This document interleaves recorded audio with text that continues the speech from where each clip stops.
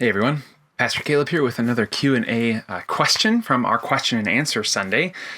This question is a little bit more pastoral. It's less about what does the scripture say and just about applying what we already know from the scripture. But it's a really important question because I think it's a question a lot of North American Christians struggle with. The question is, and I'm paraphrasing it a little bit just for the sake of shortening it, but basically, I feel very discouraged because I don't think people notice the value of what I'm doing, particularly when it comes to spiritual things. And I'm also discouraged because I don't see the effects of the spiritual work that I'm doing. So people aren't noticing, and I don't see the effects. How can I be not discouraged by these things? And the answer is Jesus. The answer is Jesus has given you all of the value that you would ever need. He has called you by baptism to be a son or a daughter of God the Father. There is no higher honor.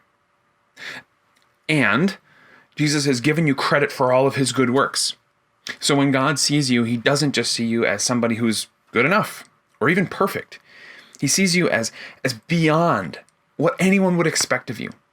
Perfect in every way, not just because you haven't sinned, but because you've done everything right.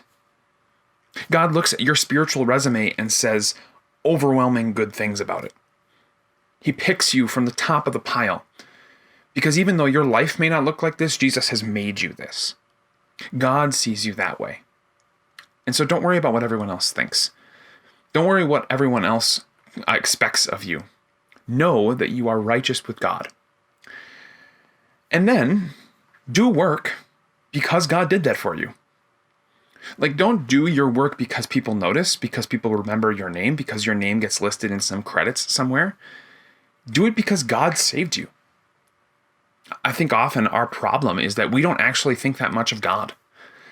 We think God is sort of my assistant as I accomplish my goals and do what I need to do.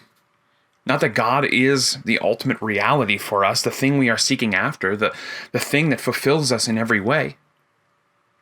When you think about your work, think about doing it for God. And then you won't so much care if other people are noticing what you're doing. And then about spiritual fruit. Is the work that I'm doing actually accomplishing anything? I would say, remember that Christ will grow his church. He will do what he needs to do in order to get the work done. And he doesn't need you to do it. He's just inviting you to come along on the journey. And so if what you're doing is not accomplishing anything by your standards, that's okay, because God is accomplishing what is good by his standards. And so your job is just to show up, do the work, and watch God bring the results. One of the things that North American Christians struggle with more and more, I think, is this business mindset of growth. We always need to be better people. We always need to have bigger churches. We need to have bigger budgets. We need to grow have more numbers, more money, whatever it is. I think we forget that the whole centerpiece of our religion is that it is done. It's already done. Maybe I need to say it a third time. It's done, or to use Jesus' words, it is finished. There's nothing left to do. We're just here telling each other that it's already been done for us completely, that there's nothing that is required of us. We just show up and celebrate the fact that it's already finished. And I wish we had that attitude. I wish I had that attitude. I wish my church and my synod and all the churches across North America had that attitude, but Satan hates that attitude because that is an attitude that loves the gospel.